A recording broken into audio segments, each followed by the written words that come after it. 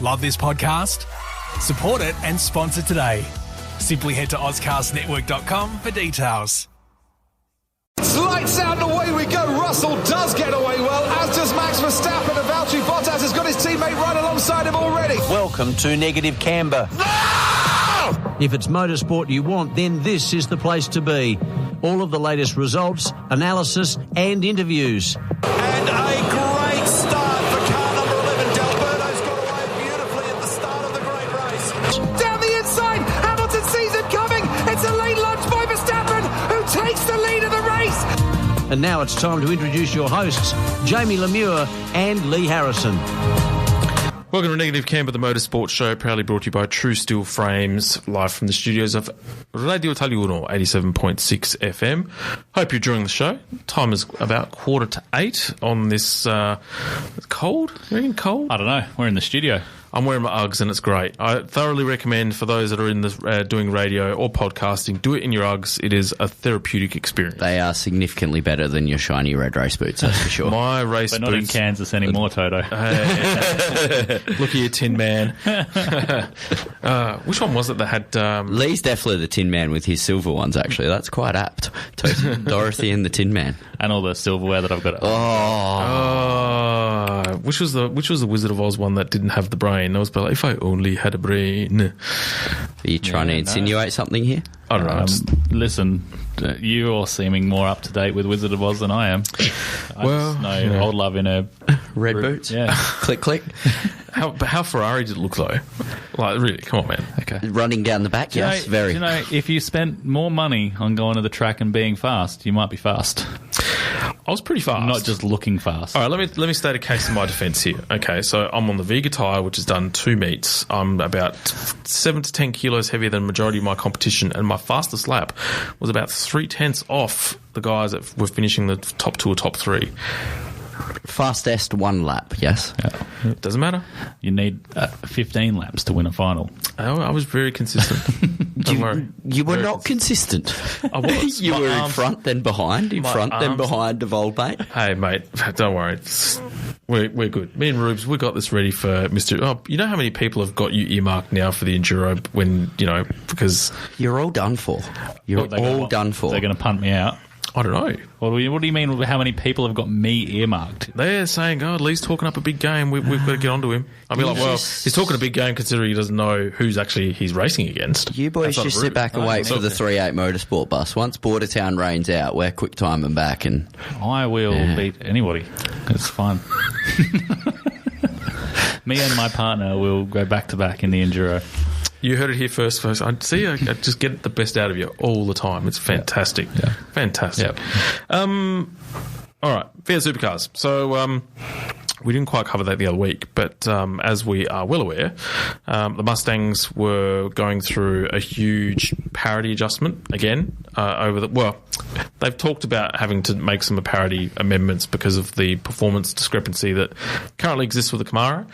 And V8 Supercars came back with, they had taken the designs of the cars to the UK. They've done computation fluid dynamic testing and made a couple of minor amendments to the rear end of the Mustang. That was about 60 kilos, I was saying, less downforce in the rear between Mustang and Camaro, which led to a repositioning of the rear wing, as pushing it forward and tilting the angle slightly, as well as adding a little bit of a gurney flap to the rear of the Mustang as well.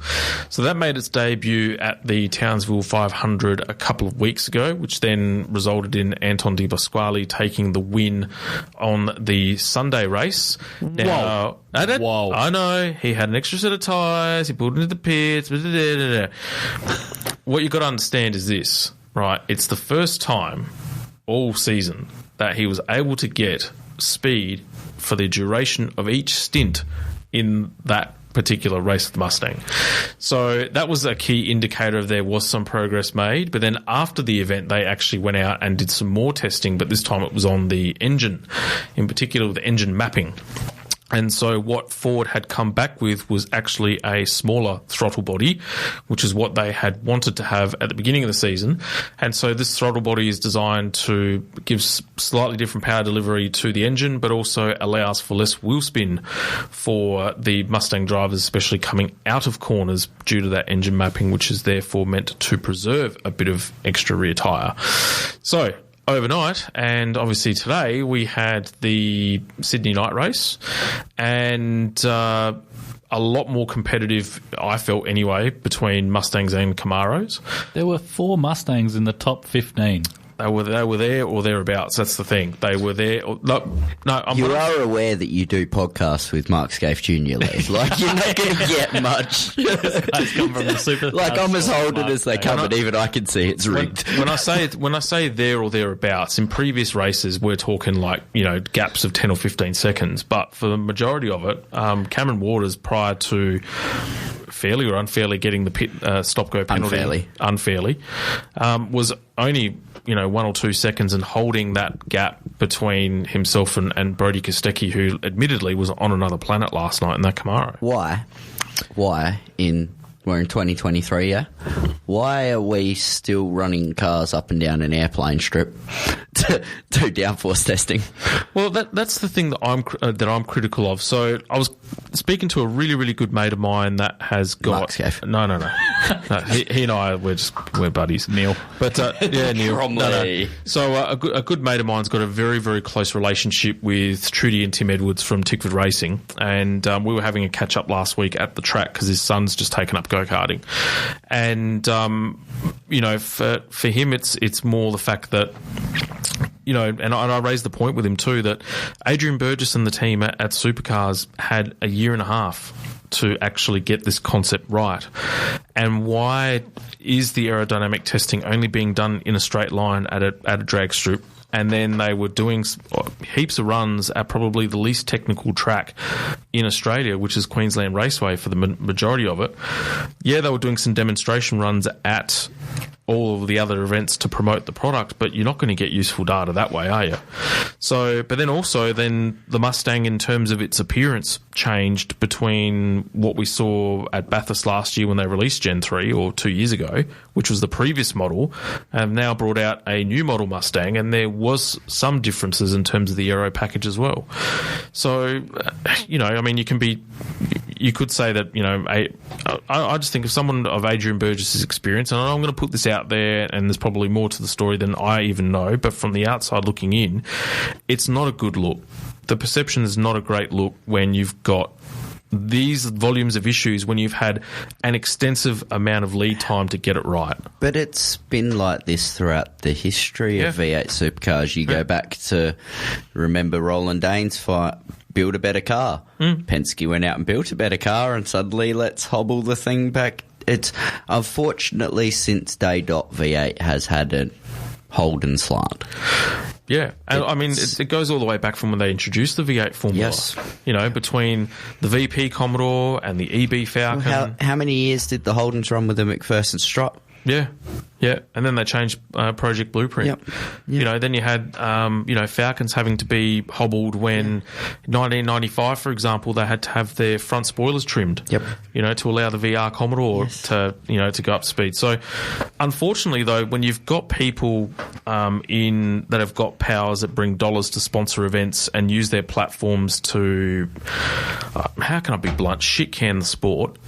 And because they didn't get what they wanted out of the sport, and then use their platform to build this circus of momentum to then cast, all this dispersion about how bad the sport is, when in reality, the parity argument hasn't changed for the last, as you said, the last 30 years in any which way, shape or form.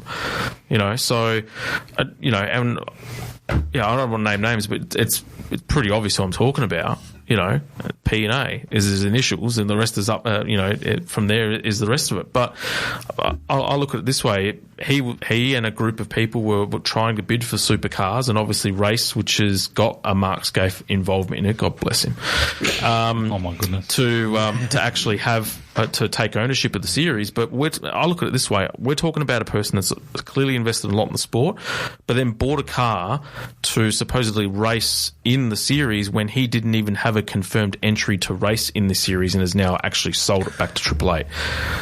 That in itself, if that's not, in terms of business sense, I kind of scratch my head and think to myself, well, I wouldn't really want that running my sport. But again, why is our top-level national series capped at how many cars have we got now? 26? That's another argument. Yeah. No, it's the same as like Formula One. Like he's ready to go, and that's part of the thing. Like if he's ready to go with a team ready to fire a car up, so why not? Why not let him have a go? To put it into apples for apples, you look at sprint cars.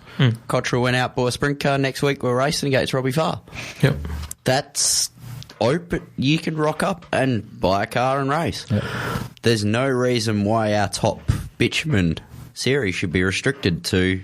You can do it at IndyCar. If you want to go race the Indy 500, you could go and buy an IndyCar. You can go and build it yourself. You can go and race it at the Indy 500. Yep. Why can't we do that in NASCAR? Yeah, fair enough. There's 36, off the top of my head, charters that are locked in.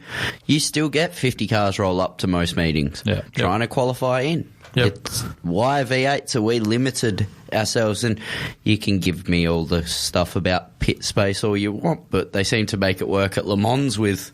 Well, they make it work when there's a random wild card that shows up at a track, or two even, or even like in the episode at the Bend, it was like 3 or 4 at the same round. So like it wasn't long ago where all you have to do is look at the early. So let's call it the Tony Cochran era, 1998, 99. There were 35, 40 car grids every week, and they were stacked to the gills at the Adelaide 500. Yep. And some points they had to do pre-qualifying, like lined up around the corner. Bring back Malala. 2001, 2002, they're doing pre-qualifying sessions at Malala to try and cut the grid down. Yep. So, you've got a Super 2 series and a Super 3, but open it up. There's nothing wrong with more bums on more cars, more variety, more chance to win. 100%. And some of those Super 2 teams would super easy jump up and get into Supercars as well if they could. Eggleston should just about be in there by now. Yep. Matt White. Yep. At the end of the day, it's a parity-based series, and so therefore the cars are not going to be the same, and they are not going to have, they can't be identical in performance and identical in this and identical in that. You may as well race the Porsche Carrera Cup if that's the case. Like, you've got to have differences in terms of what the cars can do, strengths and weaknesses. They're completely different aero shapes. Drive everyone to build a better car. Yeah, exactly. Allow everyone to build a better car and not be hobbled is the other. I honestly think these teams have been so used to high aero V8 supercars like ZB. Throw them in Trans Am cars. These 100%. Yeah. These cars are generating the same level of downforce as 97, 98, 99 V8 supercar era. There is a clear reason when Craig Lowndes gets out of the car after he's tested the Camaro and he's like, this reminds me of the VT days. I absolutely love it. Yeah. But all these other drivers can't get their heads around it because of the fact that they were so used to being too comfortable for too long. Yeah, so just super high grip. Yeah. And it's karting. It stems all the way back to karting. Exactly. Like SO1s. Yeah. Exactly. Yeah. Exactly. So, so today we have Shane Van Gisbergen won. Shane Van Gisbergen won today, with Brody Kostecki won last night. Heimgartner was second. Heimgartner was second today, yeah. And Will Brown second last night. Yeah, Will Brown last night. After Shane Van Gisbergen got a 5-second penalty. Yeah. Chaz, I think. Yeah. Actually, did you see, before we go off to a break, did you see that the 4-car battle between Chaz, Will Brown, Van Gisbergen, Cameron Waters? This guy's obviously had more time to be at home this afternoon than I have. I was last night, sweetheart. Yeah. So it's but he was packed up before you rolled out for your final. I actually did laps yesterday, and then I went and built a go-kart last night so that we could race the 4-stroke today. So I didn't watch any supercars. Late decision to put Cody in. Yeah, very late decision. But before we head off to the break, we should make mention of the Negative Camber Club. So if you want to join a passionate community of racing aficionados, jump onto the website negativecamber.co. You will gain access to exciting episode previews, unlock exclusive content available only to our club members, including behind-the-scenes stories, bonus interviews, and insider tips from the pros, deals and discounts from our awesome partners, providing you with the best gear, accessories, and racing merchandise in the industry. You will even get the chance to be one of the lucky few to be among the first to sample our new merch, which will be dropping soon. Yeah. Friends Club. Negative Camber friends. I love it, honestly. There's a blog up there and some really cool stuff. So jump onto the website, negativecamber.co. But yeah, we'll be off to a break, and when we come back, we'll be talking Formula One.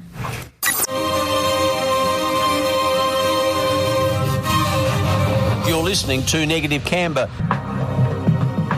And now we enter our segment into Formula One. And can I just say this? So when we had our little girl fight the other day over Mr. Nick De Vries. We didn't have a girl fight. Well, it was a little bit heated. You were wrong still, Jamie. I told you were wrong. I was wrong. Okay. Shall I bring up the article about Helmut Marko that I sent you the other day? Where he quote The one where he said Yuki's good? Yuki's good, but Nick De Vries, given his level of experience, was not up to standard. So therefore, the point is this. I'm Helmut. You may call me Helmut from now on. Is that because you've got vision of one eye? You are a helmet. Pretty much. You are a helmet. That's what you are. As long as you don't call me a German helmet, then we're fine. Do not be going back in the shower tonight, you helmet. As long as my hands don't cramp, I'll be fine. Anyway, Hungarian Grand Prix. Lap 15. Woo! Okay, Hungarian Grand Prix. So, the Hungarian Grand Prix was held last week. Obviously, Belgium's currently being held over this weekend as we speak. I'll quickly read out the top 10 results, and then we'll look at some highlights. So it was Max Verstappen first, Lando Norris second, Sergio Perez third, Lewis Hamilton fourth, Oscar Piastri fifth, George Russell sixth, Charles Leclerc seventh, Carlos Sainz in eighth, Fernando Alonso in ninth, and Lance Stroll rounding up the top 10.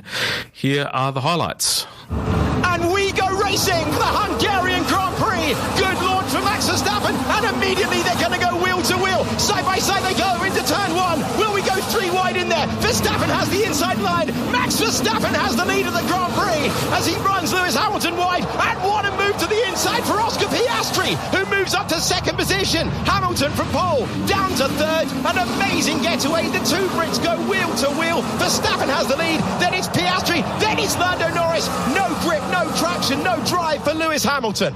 The launch there and the drive phase. That's why Verstappen was weak last time out at Silverstone. Sorry about that, guys. Don't sweat it, Lewis. It's going to be a long, hot race. Wow, incredible that he could be apologising so early. You could see Joe had anti-stall. That was the reason why he dropped down through the field. And where is the contact at the back? They tripped over each other. No, Ricciardo went into the back of Ocon. Joe had anti-stall. That's a bit of a shocker for Joe from his best ever qualified position. Look at Ricciardo now. He's the car ahead, and he's just going to just drift in. Or is it Joe? It's Joe into Ricciardo into the Alpines. Yeah, so Ricciardo gets carte blanche for that then. He's out of control because he's hit from behind into Ocon. It's a bit 2021 again, but this is in the dry. I think this is going to be terminal, please. Wow, Alpine having such a disappointing day. Both cars are out again. And they're in the clutches now of Perez, who is sent to the outside with DRS enabled. What sort of drive does he get? Tries the switchback move, but he's on a harder compounded tyre, and Alonso stays ahead. Double DRS though, Perez has it again. Now you can pass on the outside, but Alonso is wary of that, and he sends it deep on the brakes, so he doesn't give Checo the chance through the Lando Norris lap one move. Now the second Red Bull looking to make the move that's been coming for a couple of laps, and finally Perez gets to the inside. Alonso will try and fight it, but it's a second DRS zone for Perez to extend ahead. Mexican driver up to 7th place. Norris trying to secure back-to-back podiums. Pressure on the McLaren team. Now he's 2 seconds away from his teammate. This is undercut territory for Norris on his teammate. It's a good stop again then. Norris is 8/10 quicker as he comes through. Fastest middle sector of anyone. So this is going to be very, very tight as Piastri peels into the pit. Can they deliver a 2.3? That looked very good. 2 seconds is exactly what Piastri needed, but Norris is very, very close. Norris with those tyres fired up. The two McLarens wheel to wheel, and Norris's outlap absolutely outstanding. The British driver goes through and up to 4. Charles Leclerc won't be in the best of moods, and he's trying to scare Stroll out of the way. We've made our way through turn 1. This is turn 2. Is the room there? How brave is he feeling? The answer's very. That's 9th position, and that's an efficient move for Charles Leclerc. Here's a pass for Sergio Perez. He's going back past Carlos Sainz. You can see all the marbles off the racing line. The Red Bull getting very, very close to the Ferrari, but making its way by, and that's now 6th position for the Mexican driver. Checo gets down the inside of George Russell, or does he? Eventually, Sergio Perez fires his way through. Russell wasn't prepared to give it up. He left the room. He had the better traction heading down the hill, and they went side by side through 3. I thought we were heading to contact. How was that not contact? Sticking a nose in on the entry of 3. Perez thinking about the move. It's the closest that he's been all the way through now. He's going to have a great opportunity in the second DRS zone. Perez trying to take 4th place in the Hungarian Grand Prix. Hamilton will hug the inside line, and he will say go to the dusty, dirty part of the track. Better traction for Perez, but no drive. Hamilton defends again. Big lock-up from Leclerc, but I think he'll be okay with that one as he comes for a pit stop. This is undercut territory for him on his teammate. So Leclerc, I think, has been given this chance to undercut Sainz after he was on the radio complaining that he couldn't go quicker. This was Charles Leclerc with the moment, the lock-up that added 5 seconds to his race time via the penalty. We move now to Piastri being attacked by Sergio Perez. Perez, there's the late defensive move from the Australian driver who hugs the apex. He says, go the long way round, nothing between the two of them, but it's better grip, better traction, and the DRS, and 4th position for Sergio Perez. Perez needed that. That was an aggressive move around the outside. Piastri not giving it up as he runs out onto the grass. So, brilliant piece of driving from both drivers there, not to have contact. Lewis Hamilton comes into the pits to get rid of those old hard tyres. Up to P2. Restored to 2nd place goes Lando Norris. Yeah, that's the best thing for Norris. He doesn't have to deal with passing Hamilton, losing time. And Piastri's got Lewis Hamilton, who adores this racetrack, all over the back of him with DRS. Same power unit for both of the cars. And Hamilton takes the pass on the inside, gets the DRS again, and Hamilton disappears down the road. Easy move up to 4th. Is this even going to be a contest for George Russell on the medium tyres? Waiting to get the power down. Sainz just doesn't have the purchase at all. And Sainz offers a defensive shape because he's got no other option. But Russell will sail on by with the use of DRS. And that's 7th place.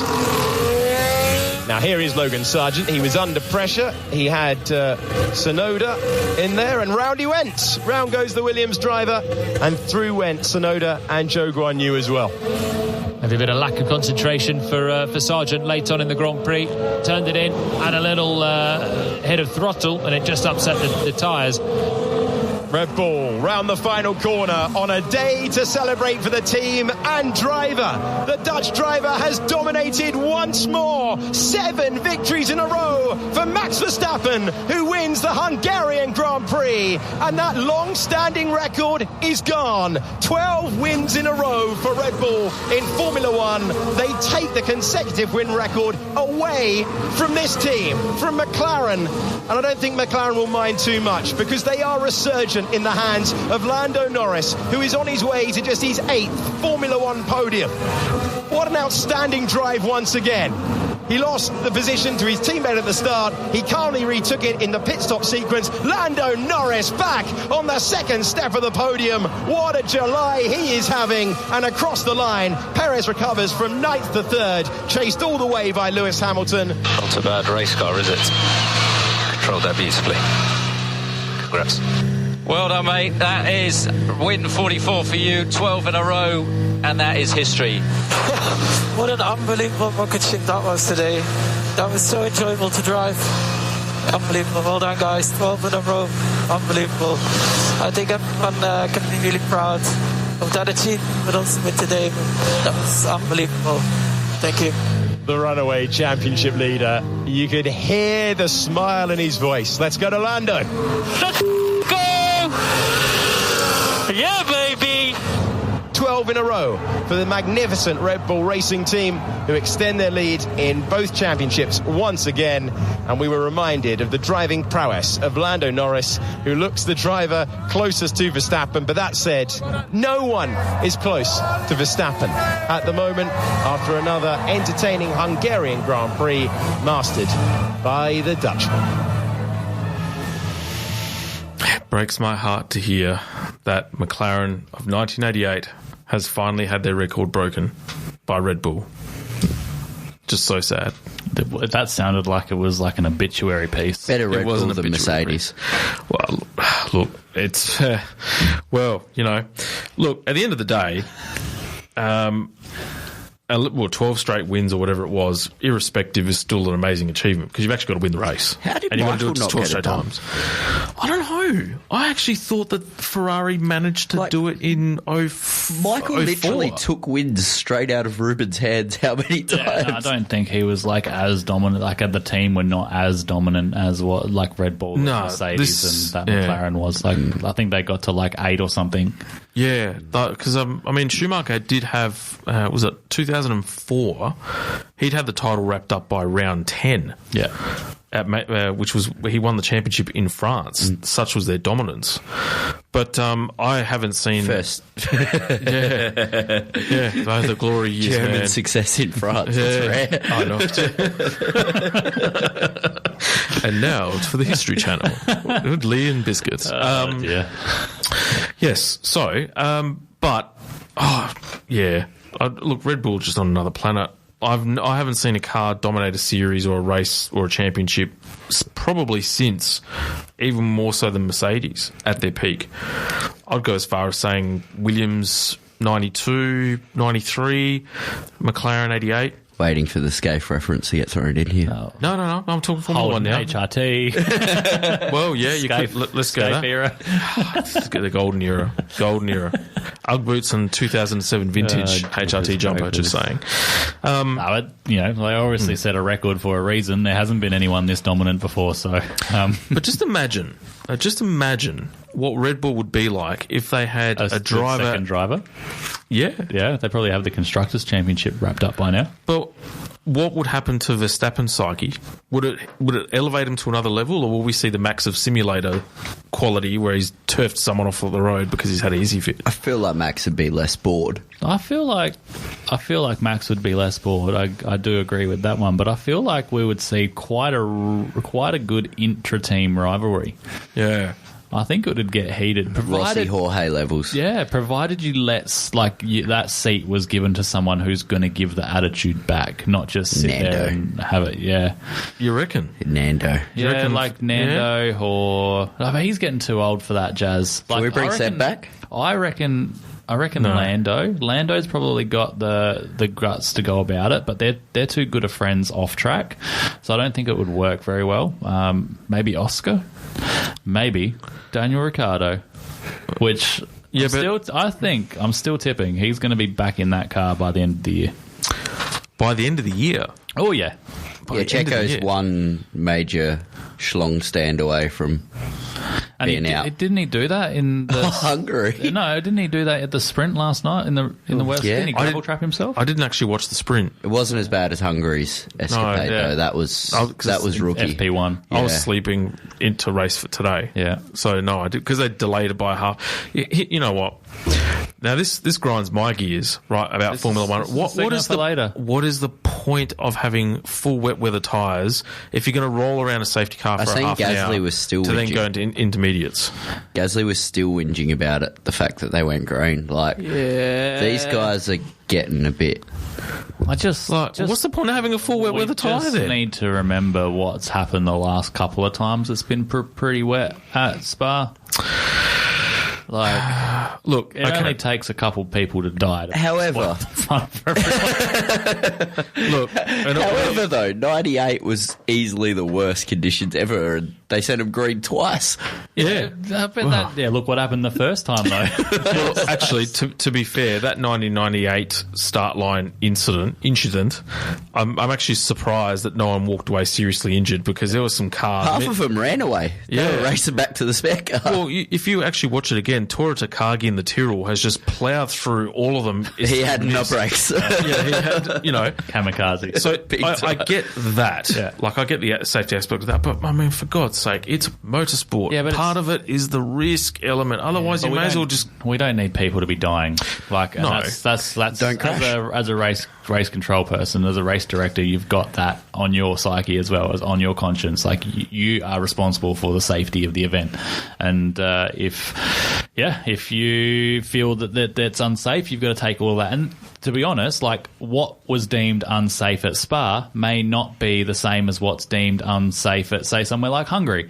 Like, it's just, like it's the speed. Like literally, you get to Eau Rouge and you cannot see anything at all. What would be even more scary is imagine doing Monza. Well, that's exactly right. And so if it was that heavy rain at Monza, then they would probably not run as well, because it's so high speed that the vapor coming out of the back of the car is just going to be so dense. Take the wings off when it rains. What'd you say? Take the wings off. No spray then. That's what I reckon. Yeah, take the diffuser out. Yeah. They should have a wet car. Yeah. But aren't they meant to be running those high LED lights that are meant to be so strong that they pierce through the mist so you can see a car ahead of you? Yeah, but you still can't see the apex, so what are you going to... You literally just follow... So why not follow the safety car? Yeah. It's like if I'm following a set of rear lights, I can't see where I'm going, so I'm not going to be able to overtake that set of lights. I'm relying on them to, basically pace my lap.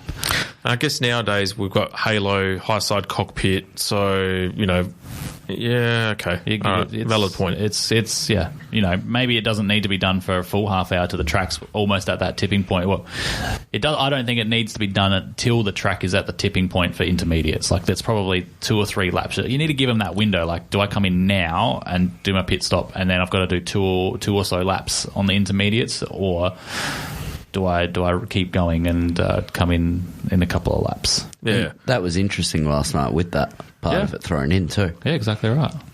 How good is... look, if McLaren actually jag a race win in the not-too-distant future, I don't think I've ever seen a greater resurgence in such a short space of time. It's amazing what some chrome paint can do. Well, I mean, they haven't got Red Bull aerodynamicists in their team, do they? So they've clearly found either that or they've got a very, very good photographer. You missed out. Mika come back. The return of Mika. Yeah. But, they've got they've seen the Red Bull car and they've openly come out and said that they're working on designs that is very similar to the Red Bull car. So, yeah, I mean, there's $45,000 lighter in their checkbook now after Lando breaking Max's trophy on the podium, but hopefully that doesn't put them over the cost cap. Well, what about, I guess next point would be Mercedes and Lewis with his lap. Great lap, great qualifying lap, but he did exactly what George Russell did last year. Did not get a single purple sector in any of his run and just stitched it together when it counted. Yeah, and that's all you got to really do. And Max made a couple of mistakes, so you got to be there to jump on it when he does. And but that was pretty good. Like, I was pretty happy when he didn't make it into turn 1 in first. So, you and the rest of the world. Look, reality is this: even if he did, such was the pace advantage that Max and Red Bull had that day. Hamilton probably would have held Max off maybe 1 or 2 laps. Yeah. So it was only a formality. That was probably the best start Max has done all year when you think of the fact that it was the dirty side of the track, because every other race this year he's average, let's say. So it was a pretty fair effort. What did you think of Daniel Ricciardo's performance over the weekend? Absolutely stunning. Definitely didn't surprise me, but it was an absolutely stunning return. The stint that he did on the mediums to make him go 40 laps at the end, he was absolutely setting the lap times, and he did his fastest lap on those 40-lap medium tyres. So that was the 12th fastest overall time. So he was, the 12th fastest person on the track.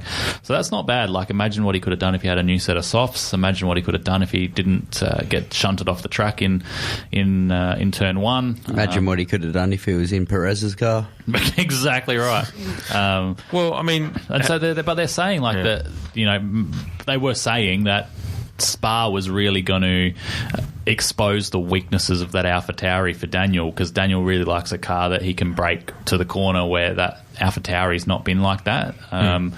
But that didn't seem to pop up either. Like, until he had his lap time deleted, he was sitting 6th in qualifying or something. So, look, he's absolutely showing that the simulator work has paid off, and he's not lost any of his driving ability, because he's jumped straight in and is showing Tsunoda how it's done.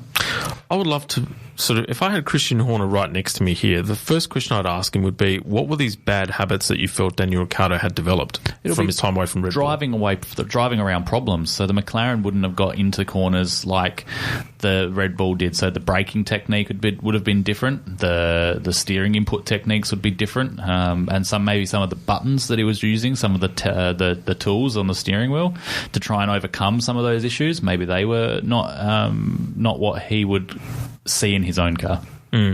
Makes you wonder what he'd be doing in the McLaren, the current McLaren, if he'd stayed with them last year, or over through to this year. Yeah, no, he'd be up there. Well, then that would be the true test of what he would be, how he would compare himself to Lando Norris, because Oscar's been doing a fantastic job since he's been given the new car. And even Anthony Davidson came out last night and actually apologised on air and said, look, we were a bit questionable about Piastri because we really weren't sure what they didn't really get a full grasp of what the updates were on the McLaren because he was running the old car and Lando was getting the three-quarter update version. It's only when they came to the next race, where in Silverstone, where he's right on Lando Norris's tail pace-wise. In fact, has actually started to become faster over a lap. So since then we've had Silverstone and Hungary where he really took it to Lando as well, and really only because of an early pit stop for Lando was it that he was able to jump Oscar. So people crying team favourability and all that sort of stuff, but I think they actually had to do that to cover off the pit stops from the guys behind them to not lose two positions. So he's doing a good job. He's showing why he won Formula 4, Formula 3, Formula 2 back to back, and why he should be in a Formula 1 seat. Yeah, absolutely. But he's also been given the time to show that. He's been in the sport less than what Nick De Vries has. Hey, your mate Carlos hasn't done much in his time either before you get too far. You let Carlos alone, but Carlos is a Red Bull prodigy, so anything that happens with Carlos is because of Red Bull. Exactly. Whereas Leclerc is a Ferrari Driver Academy. Did you know, by the way, that Sergio Perez was actually introduced in the Formula 1 Ferrari Driver Academy? Yep. We find good talent. You just do nothing with them. I couldn't hold my laugh, man. What else are we talking? Hey, what about Alpine? With double DNF. And then now they're sacking everybody as well. Well, yeah, they got rid of Rossi. He's now been put to special projects. You have Otmar Saf now that's going on gardening leave. Yeah. And then you've had, what's his name? Tremaine, he's gone. And he's gone now too. And then who was announced? Pat Fryer going to Williams. Yeah. And it's, a lot of bad results. I think it's been like 2 races in a row at Hungary after Hungary that there was double DNFs for the team. Yeah. Hopefully, I think they had a good result last night though at the Belgian sprint with Gasly. So that was good for him picking up a podium, but a sort of podium. But yeah, it's they need a change.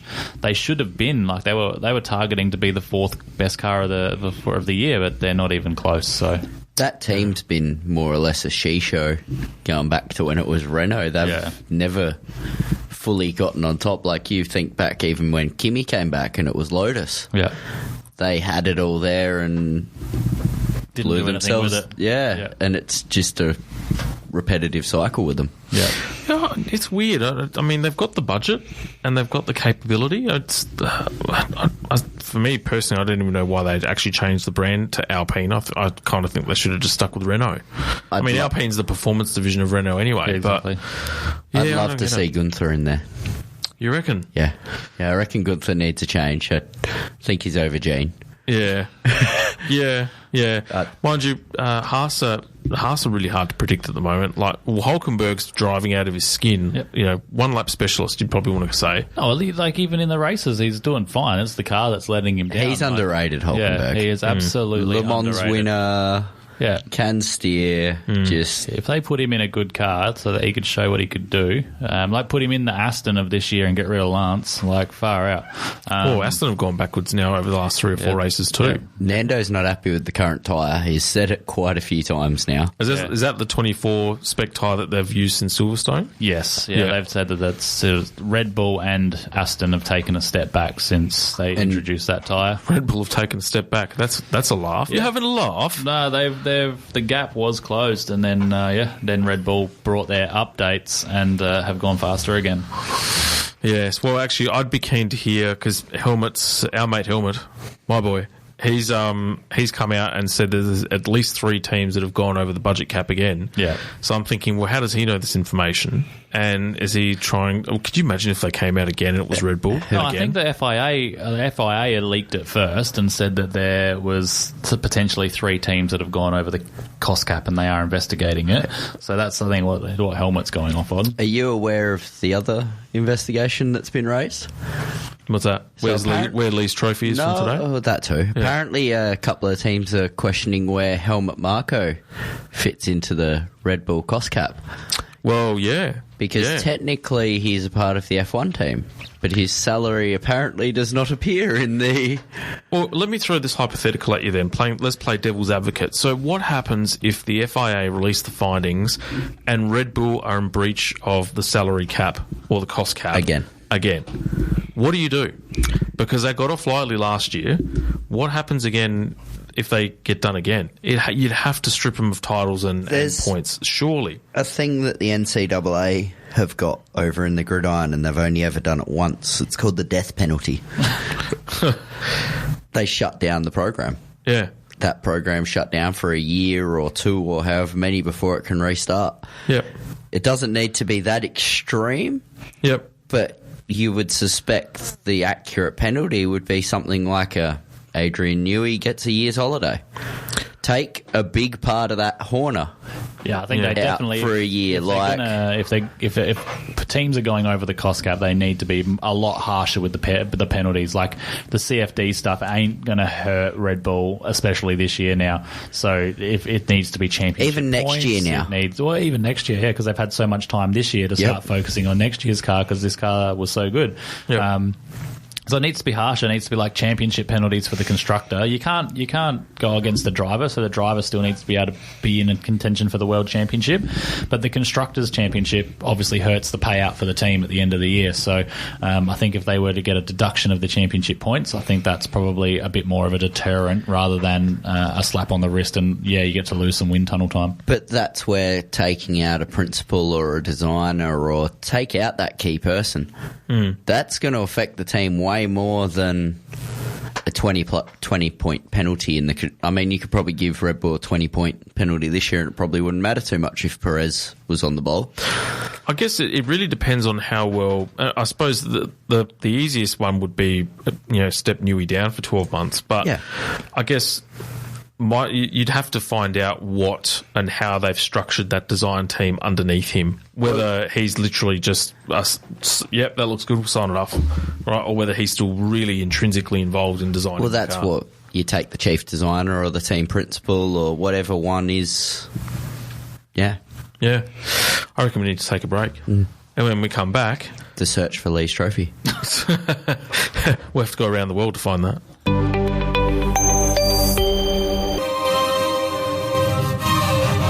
You're listening to Negative Camber. Welcome back to Negative Camber, the Motorsports show, proudly brought to you by True Steel Frames. 8:35, half an hour left, or less, actually 25 minutes left before we end another instalment of our show. Great quick maths there. About one lap for Jamie around Bolivar. Yeah, well, at this time of night, yeah. I'm feeling it now. I can't imagine how you'd be feeling right now. Yeah, look, she's everything's getting a bit twigger. Yeah. I'm going to need to have a bit of a warm shower when I get home, I reckon, because unlike you, I've not had time to stop. My computer went flat when I got back to work to try and print out my show notes for tonight. So I straight in the car, hightailed home, print notes off, hightailed back out here. I'm in desperate need of a shower. How do you still not rib vest?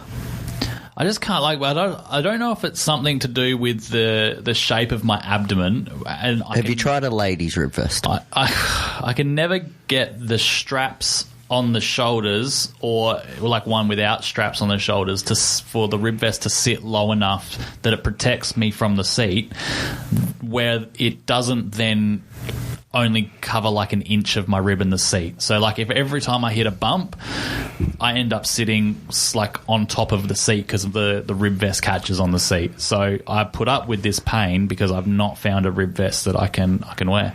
I've actually got an Alpine Stars one which I'd used that I tried once, like Simon Reichelt's Alpine Stars one, and I actually got one myself. I didn't use it today at Southerns because the track's pretty smooth, so it was okay. But that's one I recommend. If you tried it. You tried it? I tried them. Yeah, I think the only one that I haven't really tried is the full Bengio, $1,000. Cashy likes his. Yeah, rates his. So that's probably the next step. That the next time I'm at the track, I'll just see if Cody's fits my. But look, in all honesty, I'll be fine again by Tuesday. So it's just tonight and tomorrow that I'll be sore up. But how old are you? 35. That's probably why. Yeah, fair enough. Wait till you get to 42. Oh, settle down, Grandpa. Don't knock the Uggs. Oh, God. They should be red. Shh. You didn't even go over that fast. I can't dispute that. I can't dispute that at all. I can't dispute Please, that. Please, JB, it's a 4-stroke. I don't know where I was going with that. I'm fine with where it gets me the most personally is Barossa. That gets everybody. Yeah. That track. Before we go too far, I must put my hand up here. I did struggle doing 8 laps in Darwin. Yeah, that was a long race for the dirt. The extra 2 laps were. But is it this is going to sound like a really silly question, but is it bumpy when you're racing the dirt? Yeah, because they get ruts. Bolivar's actually got more bumps in it than Darwin had. Yeah, genuinely. Yeah. You get ruts, but you're running the 100. I've gone out with 5 pound in the rear tyres, so you've got a lot of cushion in the big tyres that takes it out. So yes and no, but I wear my good free minds rib vest and don't tend to feel too much generally anyway. So yeah. I actually just. I've taken the plunge and have gotten it's on its way EVS neck brace as well. Full Gumby spec. See, we have to wear one, but definitely not by choice. Oh, yeah. You know what though? When I see the incident of, say, Anthony and Bowden earlier today, when Bowden's go-kart's literally on Anthony's shoulder, that's where the EVS part would have protected the shoulder a little bit and absorbed some of that impact. No. No, you'd be no better off from that. No. Yeah, I'm doing it anyway for safety reasons. For Nick, you're doing it so you can hold your head up for 15 minutes. That was probably the biggest thing that I felt today by the end of the race was the sweeper was absolutely killing my neck and my arms. Otherwise, the rest of the track I was all right. Just the sweeper, I was running for steam every lap. Bump mid to exit looks pretty gnarly these days too. Yeah, it's gnarly. How are you finding the LeConte tyre now that you're using it? Do I have to? Yeah. Well, we did Max's last week. We never heard how you thought of those. I may as well go LeConte. It's probably the same. Really? Because I haven't driven them, so I wouldn't know. I don't know. Yeah, I don't think it's... I would like to be the one doing some tyre testing because I don't think it's the best. I do think it's too high grip. I do think that the speeds that we're travelling and the braking grip that we've got is too much. And that's what makes good racing is you extend all the braking distances, you get better racing because you've got to slow it down better. The kids fanging around is quite ridiculous these days. Yeah, that's the problem. Noah Enright's going faster than what I'm going. Yeah. As a junior, so and he's restricted. Yeah. So that's kind of crazy. Were they setting faster times than what you guys were today? Yeah. Really? Yeah. So I haven't looked at Speed Hive properly to look at that sort of stuff. That's actually quite startling. Yeah. For a junior class to be quicker than seniors. I mean, it's restricted. And they're a lot lighter as well. Junior clubby used to be quickest class generally. No, Club and Light used to be the quickest class, but Junior Clubman was basically like for like with that, whereas now KA3, which is the junior clubman, that's restricted. So there's no reason that even though they're 10 kilos, 20 kilos lighter, they should be doing the same lap times. It's just absolutely mind-boggling. Yeah, that's pretty unreal, to be honest. Yeah. Let's take a trip around the world, sir. Whoa. Hey.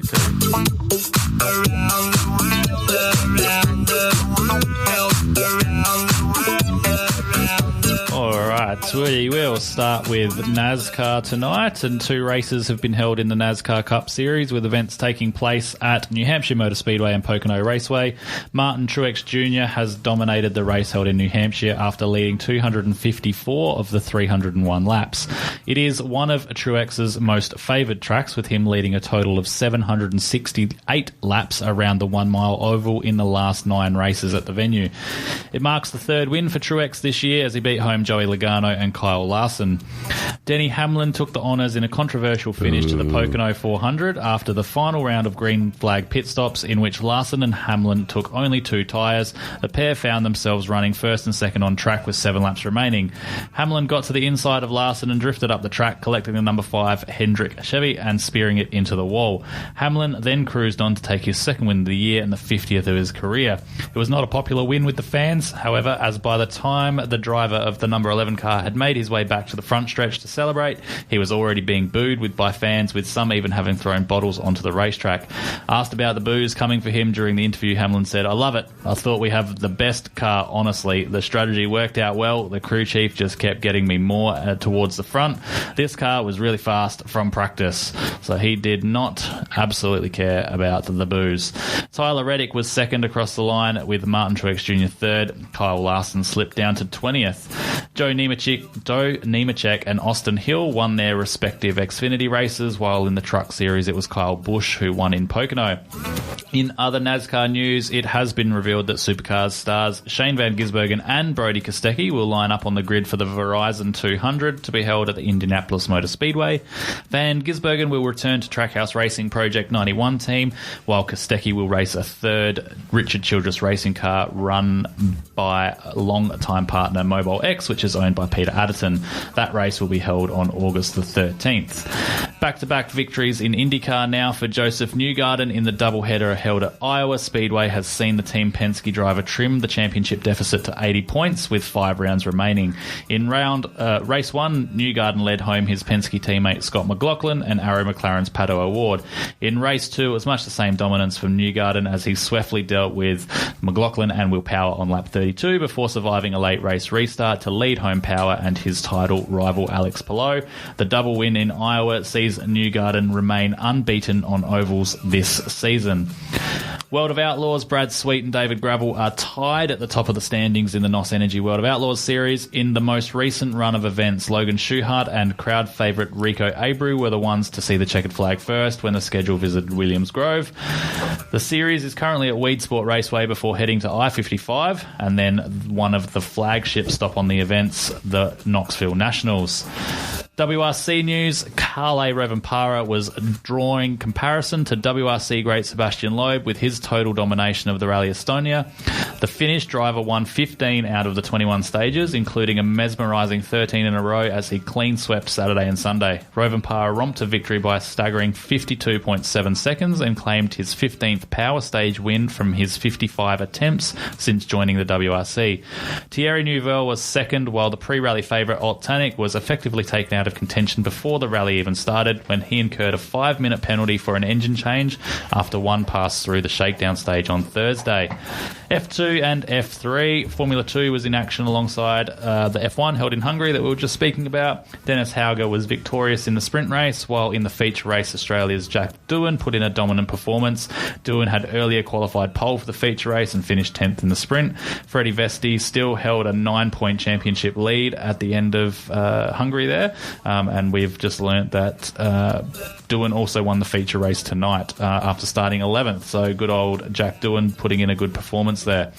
Formula 3 was also in action alongside the Hungarian GP with Gabriel Mini and Zach O'Sullivan sharing the wins. Gabriel Bortolotto leads the championship by 43 points from Zach O'Sullivan and Pepe Marti in third, 2 rounds remaining in that championship. Formula E news, Jake Dennis has just won the Formula E championship with one race to spare after a bad race for Nick Cassidy sent him out of the title race. We'll update that one a bit more depth on the next show, and we will wrap up around the world this week with F1 Academy news. F1 Academy is the new Formula W, or the Ladies Championship, held alongside Formula 1.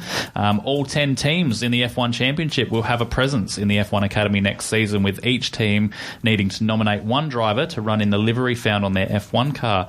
F1 Academy Managing Director Susie Wolf stated, "This landmark moment not only demonstrates the depth of support for F1 Academy from across the F1 community, but will inspire a whole generation of young girls to realise the opportunities both on and off track in motorsport."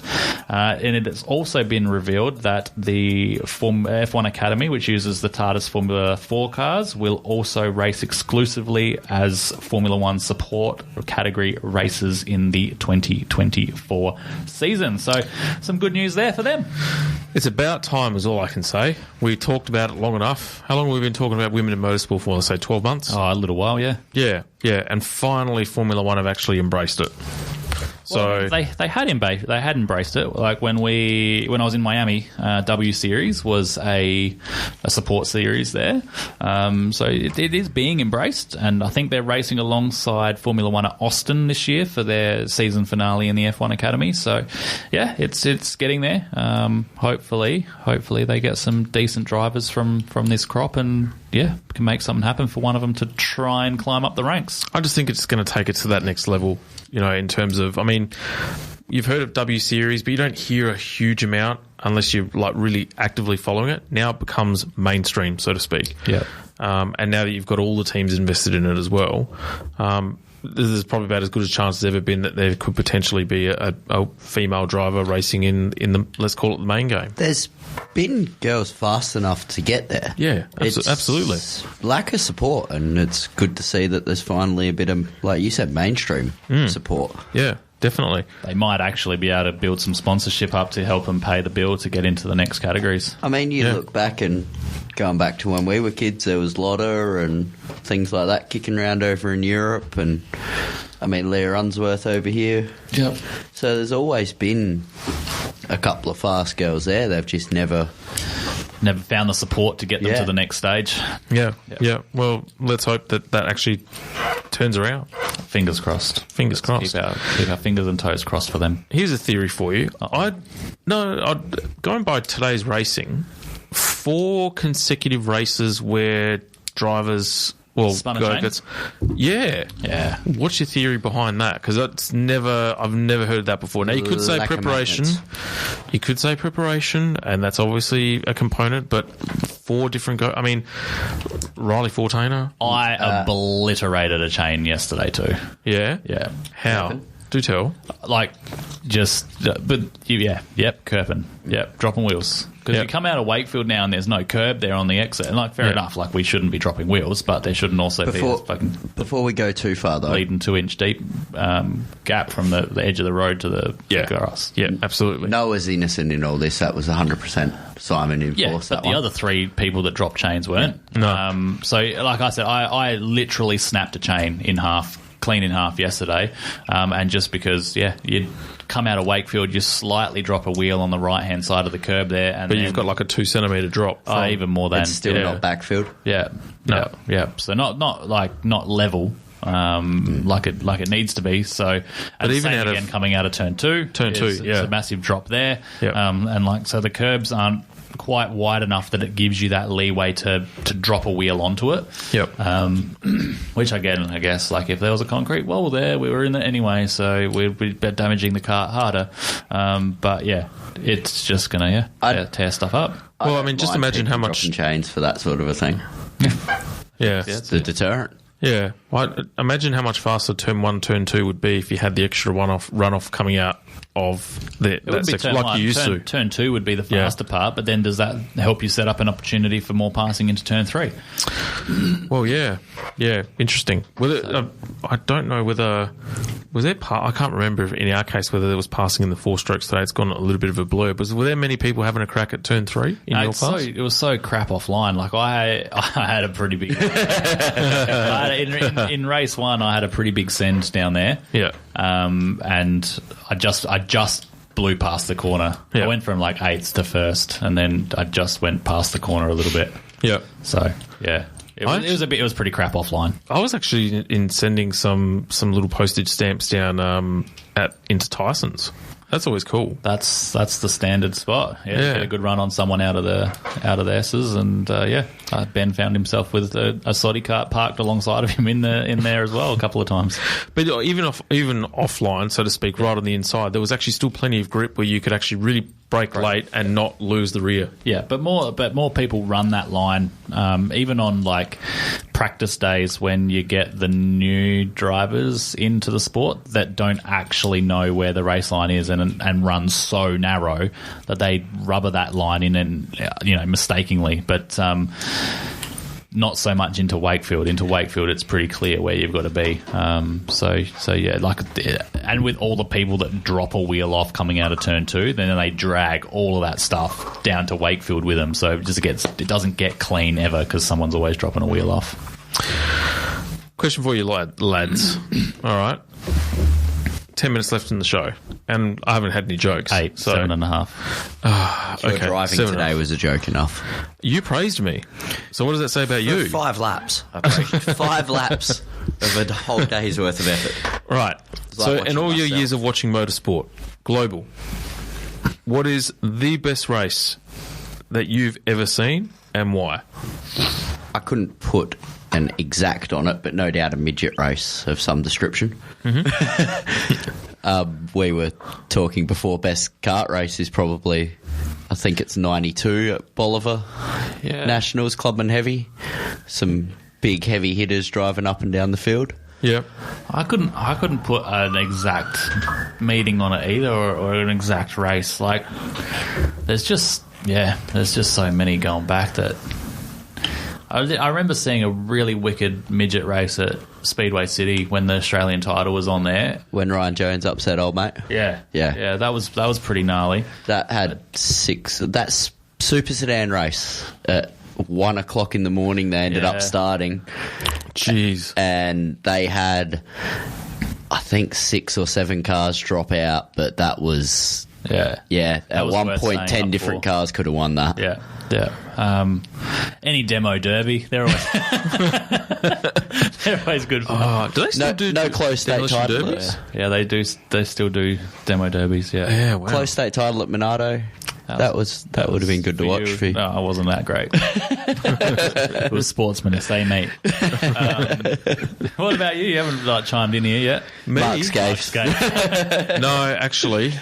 Eastern Creek 04, I think. That would be up there for him. No.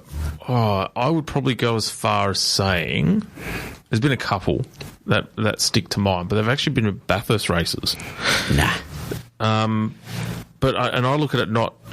Well, the first one for me is Bathurst 1998 2-litre version, and only because of the fact that that was back in the day when you had 32 to 34 lap stints between fuel, and you still had safety cars and that sort of thing, but the Richards father and son duo was only ever separated by no more than 2 seconds for pretty much the majority of the day, and that was a fair dinkum fight. Like it was no holds barred, and it literally came down to the last 3 or 4 laps of the race where a back marker got in the way, and the Primera with Matt Neal versus Ricard Rydell it would have been nose to tail. Yeah. And that was before the scripted supercar really close finishes. Like that was probably one of the more legitimate ones. And it's funny how the sport's evolved, because in 93 Bathurst you've got Larry Perkins versus Mark Scaife, so that was the final win of the 308, and we were all blowing our mind when the gap was under 10 seconds after 6 hours, saying, oh my god, it's the closest race in history. And that kind of set the trend. Ended really terribly, but 2001 Daytona was actually a cracking race if you watch the whole replay. Which one was that? Refresh my memory. Yes. Yeah. And then the May race was insane. When Junior wins.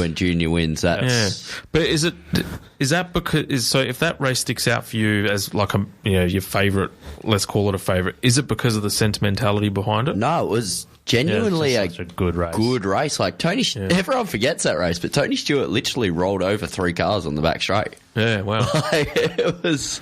I think if we're trying to encourage races for people to go back and watch, that like maybe any Chili Bowl, any Chili Bowl, go and even like older than that, like you brought up 2 litres, like go back and watch British touring cars from mid to late 90s, early 1000s, like Alain Menu, Jason Plato, Rydell, Steve Soper, like the door handles banging off of cars. Insane. Renault Megane, was it the Renault Megane? Yeah, Megane. Yeah.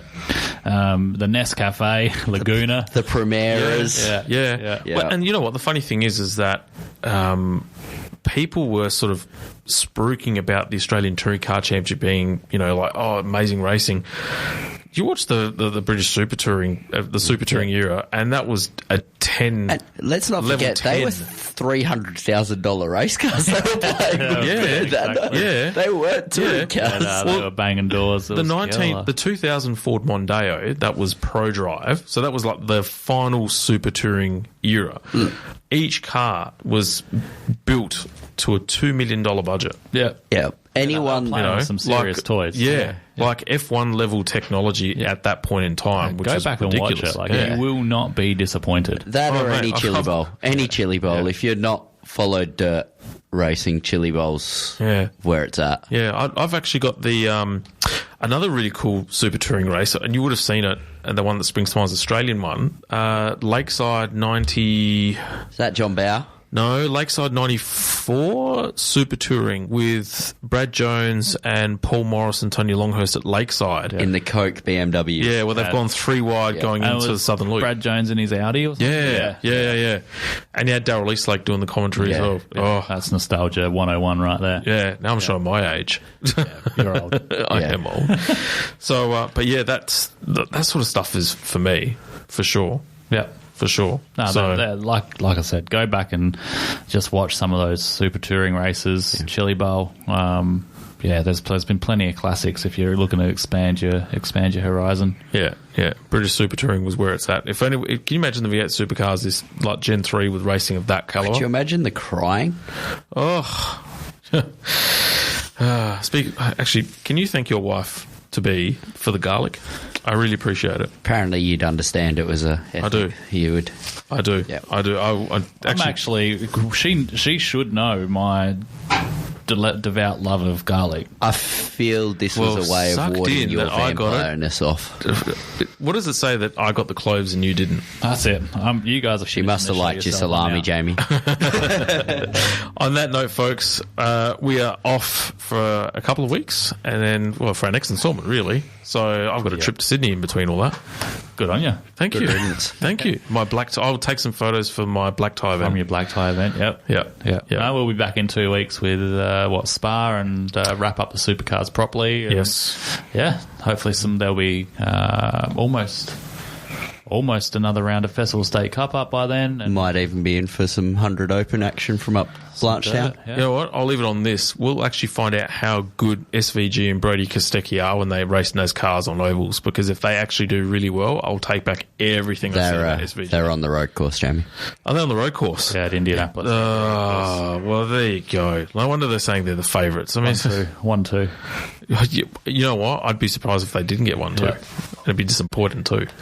Yeah. Anyway, you heal up, softy. We'll find some trophies for you just to make yourself feel good. Yeah, at least I was running at the front. I'll find some lap time. All right, guys and gals, hope you all enjoyed the show. Thank you, Biscuits, for coming in. And we will see you in a fortnight's time. Love this podcast? Support it and sponsor today. Simply head to AuscastNetwork.com for details.